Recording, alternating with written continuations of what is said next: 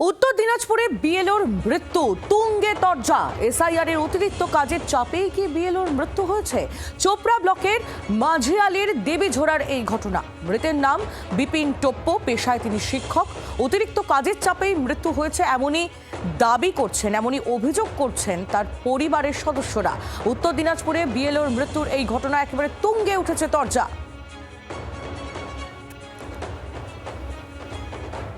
হ্যাঁ, আমার বন্ধুই হবে। কি নাম? বিপিন টপ্পো। বয়স কত হবে? বয়স 45। ও কি বিএল ছিল? হ্যাঁ। কি হয়ে মারা গেছিল? অসুস্থের কারণে? হ্যাঁ, কখন মারা যায়? সকালে। সকালে? কোন কাজের চাপ ছিল কি? মনে হয় বিএলওর চাপ ছিল। হ্যাঁ, বিএলওর কাজের চাপ ছিল। মনে হয়। কথা বলবো ভবানন্দ সিংহ, আমাদের প্রতিনিধি রয়েছেন আমাদের সঙ্গে টেলিফোন লাইনে। ভবানন্দ, বিএলওর মৃত্যুর খবর এসেছে উত্তর দিনাজপুরের থেকে, ঠিক কি অভিযোগ করছেন পরিবারের সদস্যরা? দেখো, যেমনটা পরিষ্কার অভিযোগ করেছে পরিবার যে বিএলওর যে কাজের চাপ, সেই কাজের চাপের জন্যই তার মৃত্যু হয়েছে।